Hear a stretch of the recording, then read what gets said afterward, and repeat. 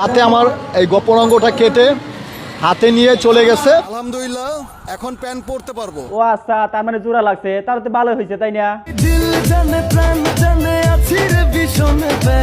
প্যারা তো থাকবাই, কারণ এখন তো টুনটুনি নাই। পুরুষ নির্যাতন, পুরুষ নির্যাতন কি কয় আবার? হাত পা বন্দি, ঘরে বসে কান্দি, আর কত ধরবো ধৈর্য। দেখছে কি কয় আবার? দৌড়তে কইছে কেরা তোরে? তোরে ঠিকই করছে, তুই তো ভালো মানুষ না, তুই ঘরে বউ রাখি অন্য মেয়েদের সাথে ইটিস পিটিস করস। শীতে এক নারীর আসক্ত না, তারা এক নারী দেয়া হয় না।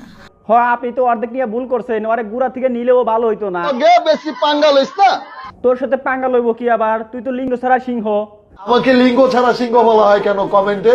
যার নাই তাকে তো বলবে সব, অন্য কাউকে বলে না। তুই তো ভালো মানুষ না। কষ্টের কোনো ওজন নাই, তারপরও কষ্ট বহন করা কঠিন কেন? কষ্ট বহন করা কঠিন হইতো না যদি তুই বউ রাখে অন্য মেয়েদের সাথে ডলডলি না করতি। দেখ বোন, এর সাথে ডলাডলি করিয়া কোনো লাভ নাই, এর আসল জিনিসটাই নাই। তার জন্য ডলাডলি করতেছো, তাতে কোনো লাভ নাই। সে বিয়ে করতে পারবে না, কারণ তার আসল সম্পত্তি নাই। আগামীতে আবার হওয়ার 100% সম্ভাবনা আছে। কেমনে সম্ভব ভাই? আসল জিনিসটা এর হাতে রাইখা দিছে।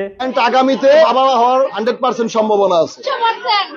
কি ব্যাপার? এই মেয়ে জানলো কেমনে? নিশ্চয়ই এই মেয়ে অলরেডি পরীক্ষা করে ফেলছে ঠিক আছে কিনা, তা না হলে কেমনে বলে 100% ঠিক আছে? দেখ বোন, এটা মনে হওয়া না, মানুষ এতটাই বোকা না, মানুষ বুঝে। তুমি যে অলরেডি পরীক্ষা করছো এটা মানুষ ভালোই বুঝে। ঠিক বলেছো। বিশ্বাস করেন ভাই, এদের জ্বালায় অনলাইনে ঢুকা যেত না। এদের টুনটুনি নিয়ে তা কয়দিন ভালো ছিল, এখন আর সুস্থ হয়ে আবার শুরু করে দিছে।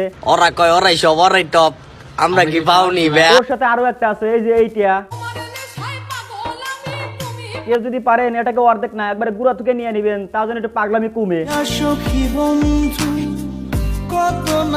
মানে একটা ঘটনা হওয়ার পরও একটু তো লজ্জা শরম বা ভালো হওয়ার কথা, তা না করে এই সুস্থ না হতে হতেই নোংরামি শুরু করে দিছে। আমাকে লিঙ্গ ছাড়া সিংহ বলা হয় কেন কমেন্টে? যার যেটা নাই ওটা বলবেই।